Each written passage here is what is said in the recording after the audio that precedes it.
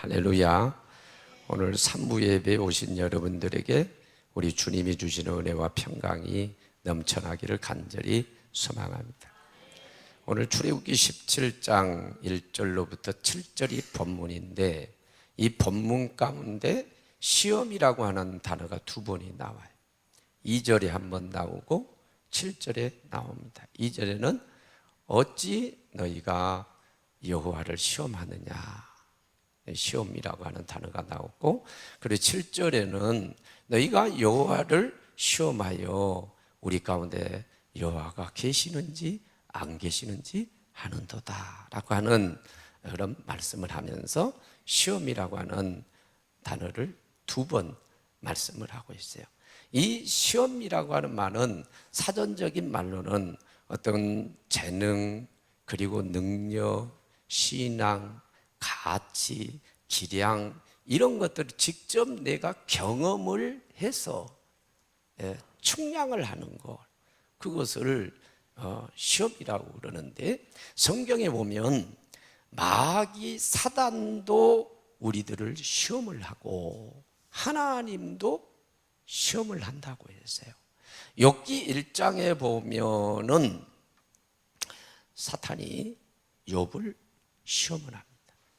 그래서 하루아침에 그 많은 재산이 다 불타버리고, 그리고 10자녀를 하루아침에 잃게 되고, 그리고 알 수 없는 피부병에 시달리게 되고, 사랑하는 아내가 저주하고 떠나고, 친구들이 떠나고, 엄청난 시험이 마귀로부터 주어지고 있는 것을 확인할 수가 있죠.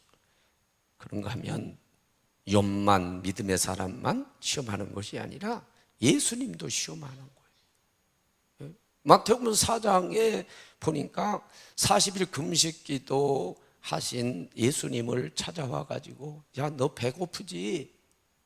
배고프면 너 하나님의 아들 아니냐? 하나님 아니냐? 돌덩이를 떡 만들어 먹어. 너 하나님이잖아. 성전 꼭대기로 데리고 올라가 가지고, 너 하나님 아들이잖아, 뛰어내려봐. 그러면 천사가 다 받쳐줄 거야. 안전할 거야. 그리고 높은 곳에 데리고 올라가서 세상 다 보여주면서, 야, 나한테 경배하고 나한테 절해봐. 그러면 이 세상을 다스릴 권세, 권위 내게 넘겨준 것이기 때문에 내가 너에게 줄게. 예수님까지 시험해. 그런가 하면 하나님 시험 얘기도 있어요. 창세기 22장 1절로부터 12절에 보면 하나님이 아브라함을 시험하셔. 1절에 보니까 하나님이 아브라함을 시험하여 이르시되, 내가 사랑하는 독자 이삭을 내가 명하는 지시하는 곳으로 가서 번제로 드려라. 과연 순종하는가 하지 않는가, 가장 사랑하는 것을 나에게 주는가 안 주는가, 하나님께서도 시험합니다. 그러니까 이 시험이라고 하는 것은 마귀도 하고 하나님께서도 시험을 하시는데 목적이 달라요. 마귀는 유혹하고 도적질하고 죽이고 멸망시키기 위한 목적으로 시험을 해요.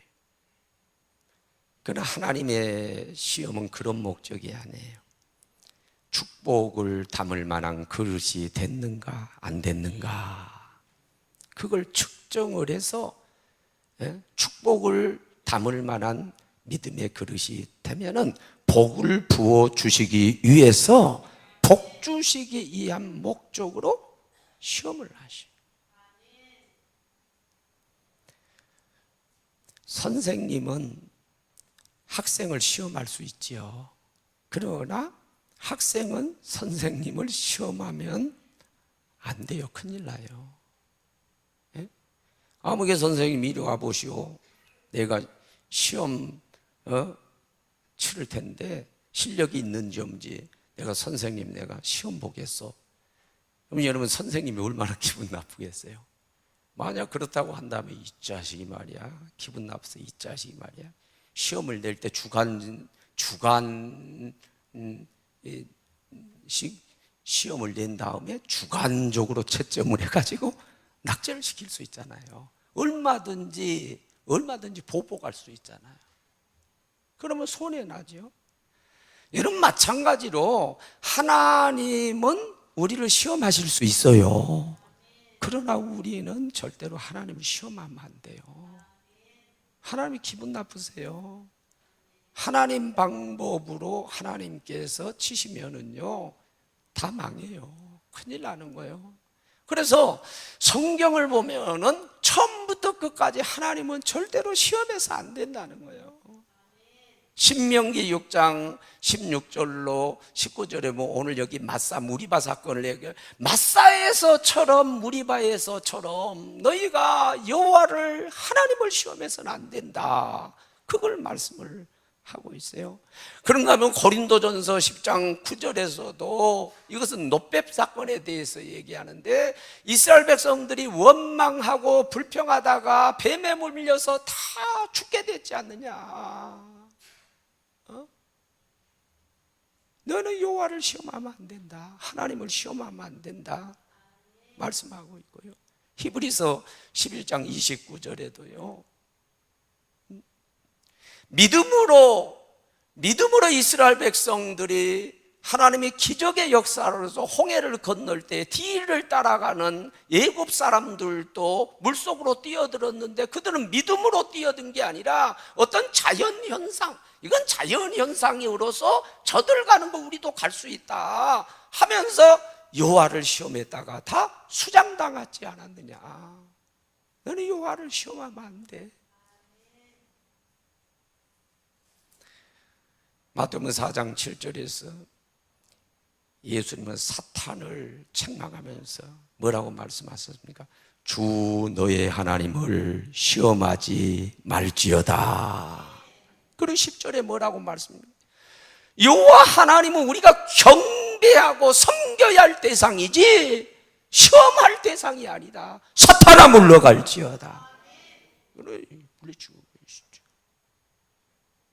하나님은 우리가 시험할 수 있는 분도 아니고 그분의 능력, 그분의 기량, 그분의 재능, 그분의 어떤 가치 이런 것을 우리가 시험할 수 있는 그런 분이 아니에요. 하나님은 우리가 시험할 수 있는 분이 아니라 믿어야 될 분이고 섬겨야 될 분이고 순종해야 될 분이지 그분을 우리가 시험하면 그때는 망하는 거예요. 그런 성경은 절대로 여호와라는 걸 시험해서는 안 된다. 그것을 말씀하고 있고 민수기 14장 22절 23절에 보면은 이제 종합해서 이스라엘 백성들이 출애굽을 한 다음에 10번이나 여호와 하나님을 시험해서 그것 때문에 축복의 가나안 땅에 들어가지 못했다고 그렇게 딱 못을 받고 있어요. 왜 축복의 가나안 땅에 못 들어갔느냐? 여호와 하나님을 시험했기 때문이다. 너는 절대로 여호와를 시험하지 말라 말씀하고 있어요. 하나님 시험하면 망해요. 하나님 시험하면 안 돼요. 그런데 예외로 한 가지로는 하나님 시험해도 된다고 허락을 하셨어요. 그게 뭐냐? 11조. 말라기 3장 10절에 보니까 너희 온전한 11조를 창고에 들여 내 집에 양식이 있게 해서 그곳으로 여호와를 시험해서 여호와가 하늘 문을 열고 너희에게 복을 쌓을 것이 없도록 주시냐 주시지 않느냐 보라. 한번 여호와를 시험해봐라. 그래서 절대로 다른 것으로 여호와를 시험하면 안 되고 그러면 망한다고 말씀하신 그 하나님이 11조를 통해서 한번 시험해봐라 그런 말씀. 이것은요 11조 생활이 물질 축복이 얼마나 중요한 요소인가를 우리에게 계시할 뿐만 아니라 이 11조를 하면 금하신 그 시험을 하면서까지 11조를 해도 내가 반드시 복을 주겠다 라고 하는 하나님의 의지 표현입니다. 11조는 뭐라고 하셨습니까? 11조를 드리는 것은요, 신앙 고백입니다. 어떤 신앙 고백입니까? 나에게 주어진 모든 물질이 하나님 것입니다. 그것을 11조를 드려서 신앙을 고백하는 거예요. 여러분, 하나님이 기뻐하시고 예수님 기뻐하시는 거 잘생겼다고 칭찬하고 기뻐할 그거 없어요. 너 참 부자구나 그런 거 가지고 감탄하시는 거 없어요. 오직 언제 감탄하시고 기뻐하냐? 믿음의 사람, 신앙의 사람을 보면은 예수님도 기뻐하시고 하나님도 기뻐하시는 거예요. 믿음이 없이는 하나님을 기쁘시게 할 수 없나니. 그러니까 마태복음 16장에 보니까 주는 그리스도시요 살아계신 하나님의 아들입니다 라고 하는 고백을 하니까 그때 예수님 막 너무너무 기뻐하시죠. 너 그 신앙 고백에다가 내가 교회를 짓겠다, 내가 너에게 천국 열쇠를 줄 텐데 너가 땅에서 매면 하늘에서 매일 거고 땅에서 풀면 하늘에서 풀리리라. 와, 막 기뻐하면 칭찬하시죠. 왜? 믿음을 고백하고 신앙을 고백하니까, 좋은 신앙 믿음을 고백하니까 기뻐하시고 막 복을 주신 거죠. 칭찬하신 거죠. 마찬가지로 우리가 11조를 드려서 나에게 있는 모든 물질이 다 당신 것이고 하나님 것입니다. 하나님이 주셔서 내가 잘 먹고 잘 살고 있습니다. 이것을 고백을 하면 그 신앙 고백을 기뻐하시고 하늘문을 열어서 복을 주신단 말이에요. 풍성하게. 그러니까 우리가 물질적인 복을 받기 위해서는 11조를 드리는 게 중요한데, 실제적으로 신앙생활 하면서 우리가 가장 큰 걸림돌이 뭐냐면 11조 생활입니다. 지금도 이것 때문에 지금 마음이 괴로움은 더 있을 수 있어요. 그래, 인간적인 계산을 하면 답이 없어요. 쥐꼬리만한 월급인데 또 11조를 떼버려. 얘 학원 보낸대. 요즘 다 학원 보낸데 학원도 못 보내. 부모님에게 용돈 좀 드려야 하는데 용돈도 못 드려. 또 장례를 위해서 노후대 측에서 보험 좀 드려야 되는데 그것도 못해.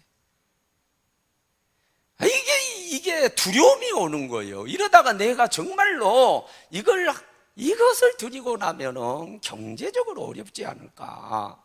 그리고 내 혼자 신앙생활 하는데 내가 이걸 믿음이라고 그러면서 실행하면은 남편은 어떻게 생각할까? 또 다툼이 일어나가지고 가정에 말이야 불화가 생기지 않을까? 여러 가지 두려움이 와요.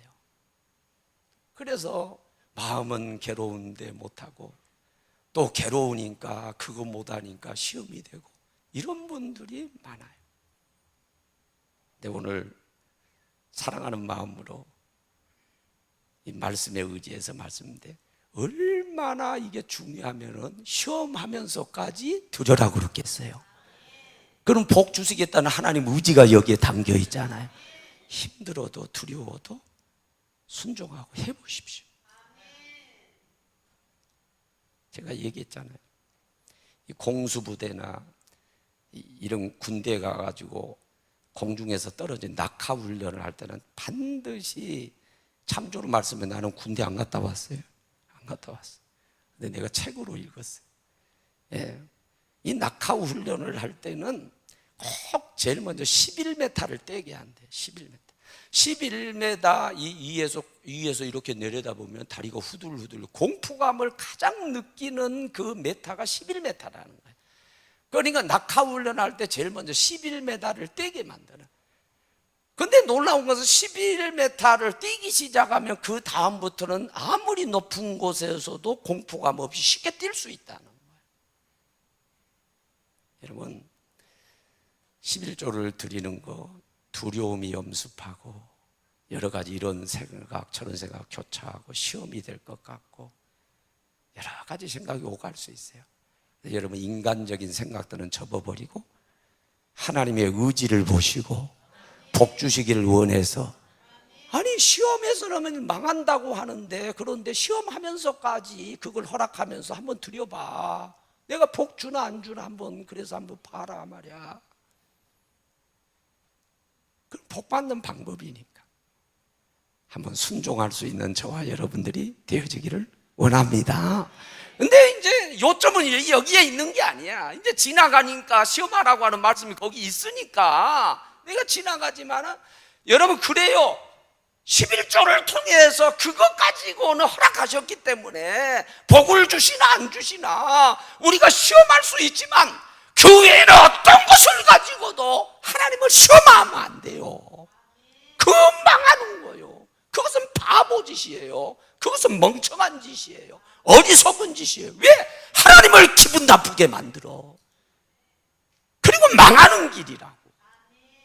그러니까 하나님 시험하면 안 돼. 그 외에는. 그럼에도 불구하고 우리가 나도 모르는 사이에 쉽게 하나님을 시험하는 바보짓을 할 때가 있단 말이야. 어떨 때 세 가지 말씀입니다. 오늘 여기 본문에 있어요. 세 가지. 첫째는 뭐냐면, 오늘 여기 본문 그대로 얘기하면 모세와 다투는 거예요. 모세는 뭐예요? 이스라엘 백성들 자신들을 축복의 가나안 땅으로 이끌어 가도록 위해서 영적인 지도자, 영도자로 세운 거죠. 근데 다퉜어요. 근데 분명히 보세요. 모세가 뭐라고 그럽니까? 모세가 이렇게 얘기합니다. 2절 하반절 보세요. 이렇게 얘기합니다. 어찌하여 나와 다투느냐? 그 다음에 처음에는 어찌하여 나와 다투느냐 그래 놓고 뒤에는 이제 바뀝니다. 뭐를? 어찌하여 여호와를 시험하느냐? 이렇게 바뀌었지요. 등식으로 표현하면 뭡니까?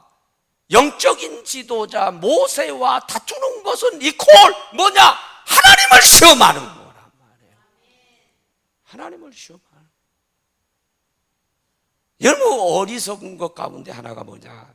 나를 영적으로 지도하고 이끌어가는 영적 지도자하고 다투는 건 그건 정말로 어리석은 겁니다.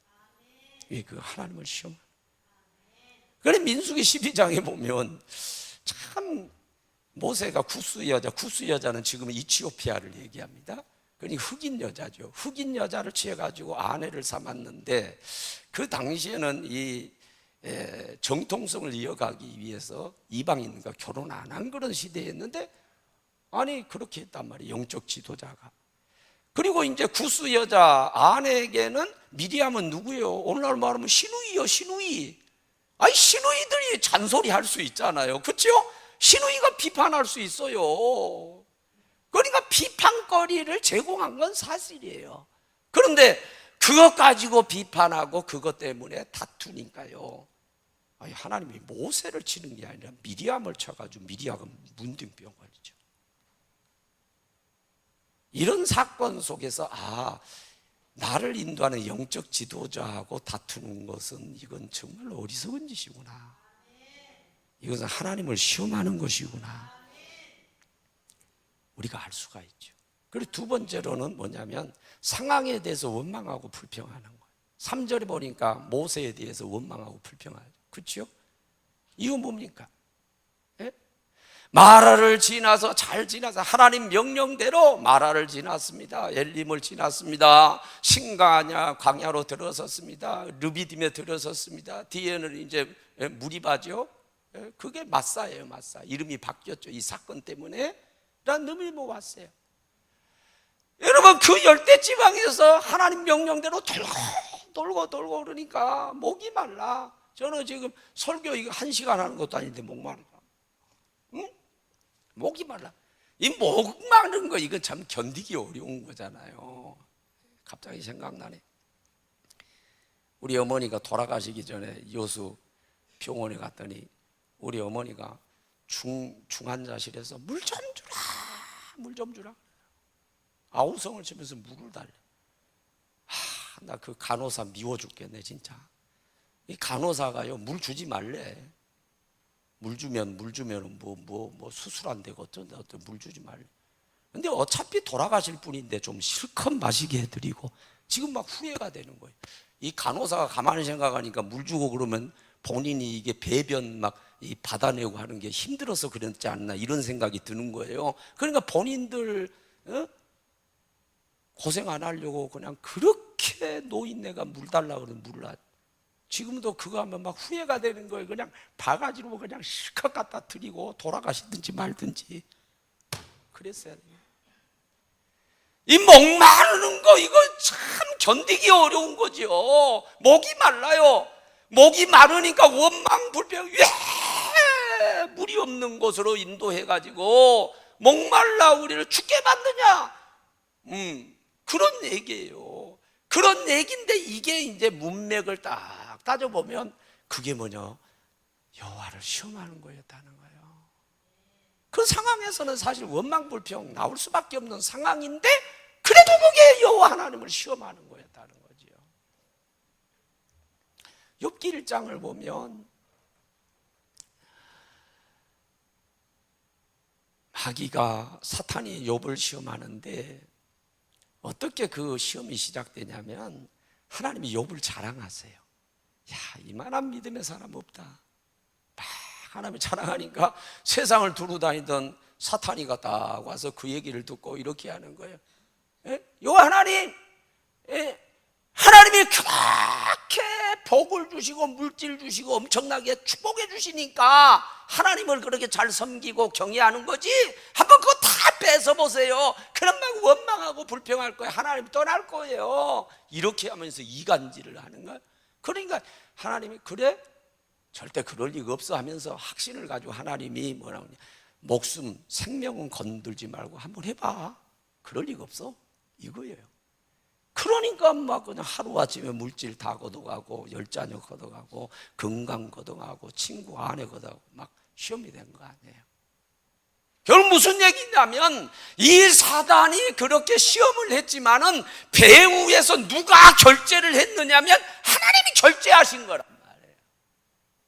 하나님이 결제했기 때문에 그 일이 이루어지는 거예요.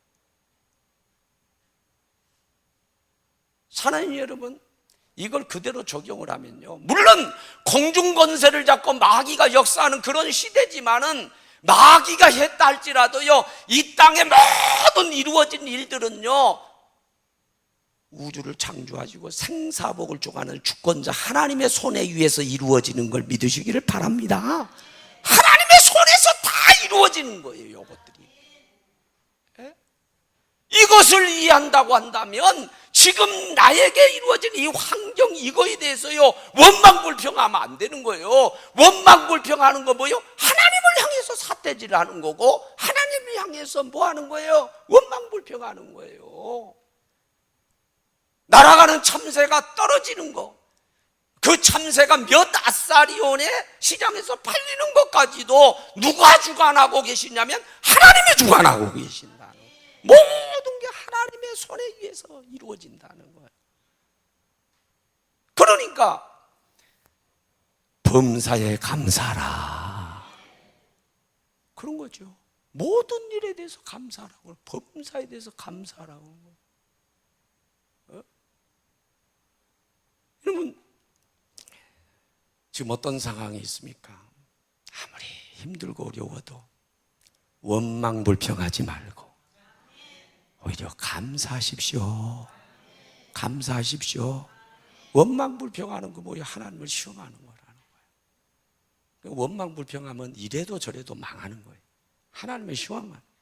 근데 결정적으로 하나님이 시험하는 게 뭐냐면은 자기들 가운데, 이스라엘 가운데 엄연히 계신 하나님이 계신가 의심한 거죠. 임마누엘을 의심한 거예요. 그런데 7절에 보니까 여호와 하나님을 시험하여서 뭐라고 해요? 하나님이 우리 중에 계신가 안 계신가 하였도다. 여러분, 그들이 출애굽을 해가지고 13장에 보니까 홍해가 앞을 가로막고 있는데 하나님께서 이 홍해를 갈라주셔가지고 기적적으로 홍해를 건너잖아요. 16장에 보니까 먹을 것이 없을 때는 하나님이 만나를 내려주시고 고기 먹고 싶다 그러니까 메추가라기를 막 바람으로 막 하나님 몰아주셔서 그 많은 60만이나 되는 그 사람들이 다 먹잖아요. 막 기적을 경험하잖아요. 기적을 경험했음에도 불구하고 17장에 와가지고 먹을 물이 없다고 지금 또 원망하고 불평하고 있는 거예요. 그러니까 과거에 역사해 주셨던 하나님에 대해서는 까마득히 잊어버리는 거예요. 이게 사람이에요. 옛날에 신장병 들었을 때 고쳐주시고 이암으로 죽을 뻔했는데 하나님이 또 극복하게 해주시고, 이게 전부 다 하나님의 은혜인데, 그 하나님의 은혜, 하나님이 여전히 역사하고 계시고, 그 과거에 역사하셨던 하나님은 지금도 역사하시고 앞으로도 역사하실 텐데, 근데 거기에 대해서 의심을 갖는 거예요. 이 상황이 이렇게 되고 보니까 이게 하나님 안 계시는 것 같아. 하나님이 그 계시는 거 안 계세요. 그러니까 시험해 봐야 돼. 내가 못된 짓을 하면 하나님이 살아계시다면 분명히 벌을 주실 거예요. 그러니까 그냥 주의 종들에 대해서 막 다퉈보기도 하고, 주일도 빼먹어 보기도 하고, 원망 불평도 해보기. 괜찮네. 이 하나님이 안 계시는 거예요. 이게 하나님을 시험한 거죠. 이게 뭐죠? 사는 여러분, 하나님 변덕스러운 분이 아니에요. 하나님은 시건치 아니하시고 변함이 없으시고 변개치 아니하시는 분이에요. 하나님의 약속은요, 변함이 없어요. 우리가 변하는 거지 하나님은 변하는 일이 없어요. 그러니까 우리가 잘 될 때 하나님 계신다, 그때 느껴지는데 안 되고 힘들 때는 하나님이 떠난 것 같아. 그건 느낌이야, 느낌. 느낌을 붙들지 말고 약속의 말씀을 붙들으란 말이에요. 뭐라 우리 예수님 말씀하세요? 볼지어다 세상 끝날까지 항상 내가 너희와 함께 하리라. 마태복음 28장 20절에 말씀을 했으면 그 말씀을 붙들어야지. 느낌을 붙들면 안 돼. 잘 될 때는 계신 것 같고, 내가 힘들고 어려울 때는 떠나신 것 같고, 안 계신 것 같다. 그러면 안 된다는 거예요. 하나님의 약속을, 말씀을 붙들고 끝까지 믿고 나가는 게 중요해요.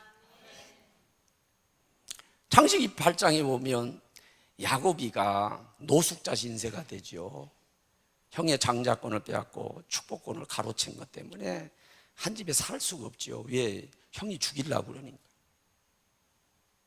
하란 땅으로 도망쳐 가다가 노숙하게 되지요. 루스라고 하는 곳에 돌베개를 하고 잠을 자겠는데, 그때는 아마 아유 내 신세가 왜 이렇게 됐냐 하면서 원망했을 수도 있어요. 아유 내가 노숙자가 되고 말았네, 한탄을 했을 수도 있어요. 그런데 그 밤에 하나님이 영몽을 꾸게 하시는데, 갑자기 사닥다리가 땅에서 올라가는 하늘에 닿았고 천사가 우락내리락 하고, 그 위에 하나님이 서 계시면서 아브라함의 하나님, 이삭의 하나님, 그 하나님이 선조 아브라함, 이삭 아버지에게 약속했던 똑같은 약속을 다시 한번 재현하면서 축복을 약속해 주시는 거예요. 영몽을 꾸게 된 거죠. 그래 새벽에 잠을 깨 일어나가지고 하나님이 과연 여기 계시거늘 내가 의심했다 이거예요.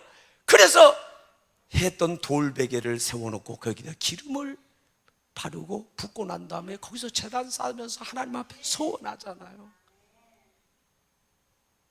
자기가 노숙자 신세 됐을 때도 하나님은 거기 계신다 이거예요. 하나님은요, 좋을 때도 함께하고 계시고, 여러분들이 가장 힘들고 어려울 때도 역시 함께하고 계신다는 분명한 믿음이 있어야 돼요. 지금은 제가 국민일보를 보지 않고 있는데, 옛날에 국민일보 보면 겨자씨라고 하는 란이 조그맣게 이렇게 있었어요.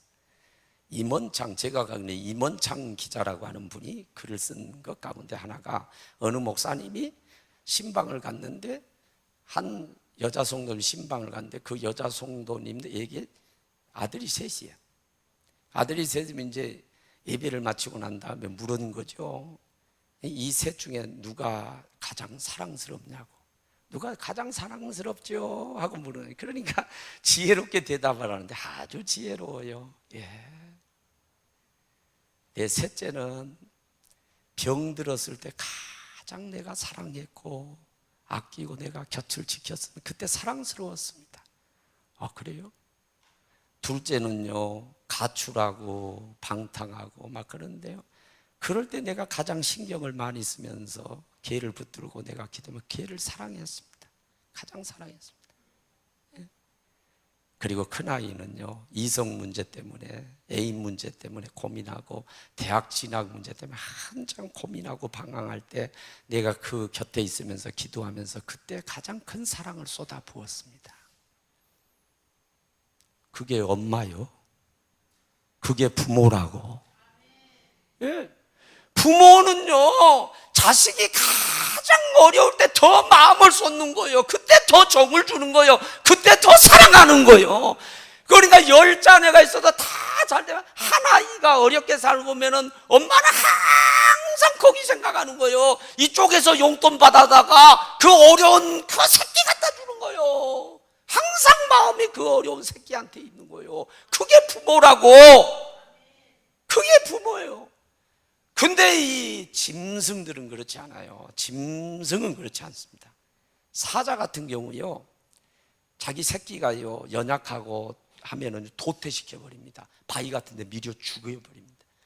독수리도 마찬가지예요. 독수리 새끼들이 있는데 이게 잘 쫙쫙 하면서 잘 먹이를 받아 먹어가지고 잘 크면은요, 이게 끝까지 먹이지만은요 제대로 먹지도 못하고 비리비리하고 그러면요 도태 새끼가 그냥 낭떠러지에 떨고 가지고요 이 우리에서 밀어버려요. 그리고 죽이면 이게 자연 도태시켜버려요.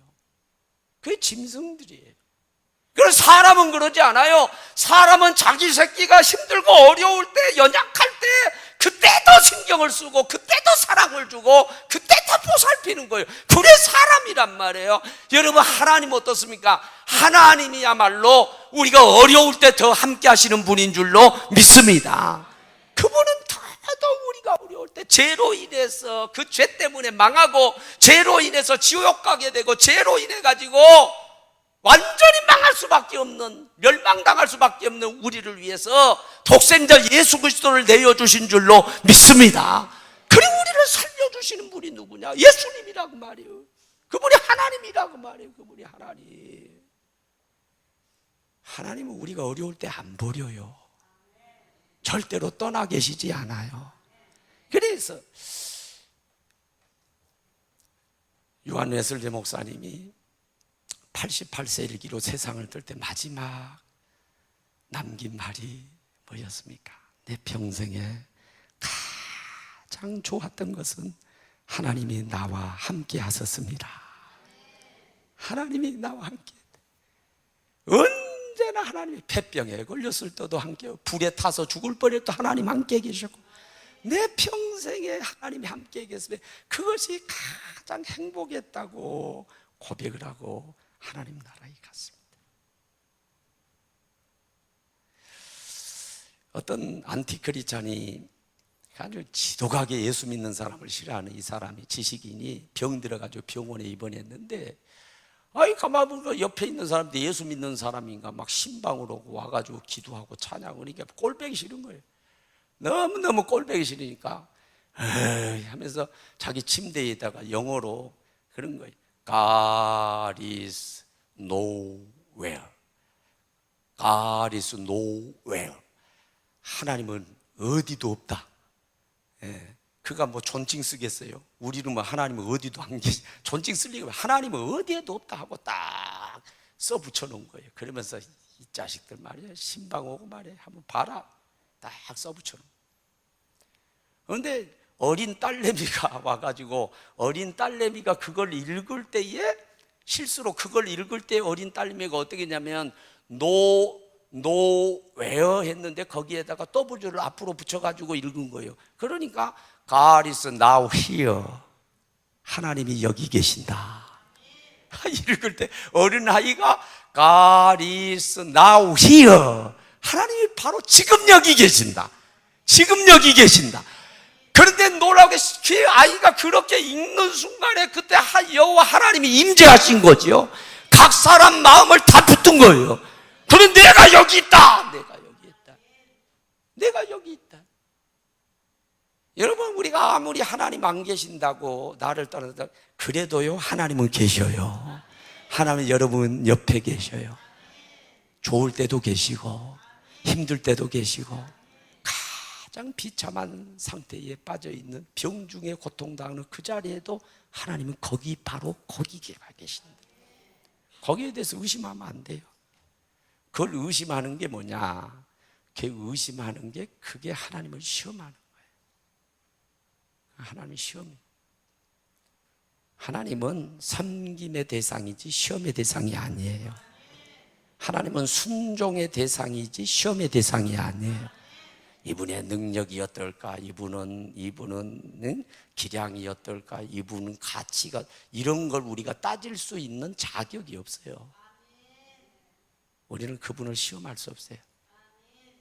시험하면 망합니다. 하나님을 감히 나를 시험해? 망하는 거예요.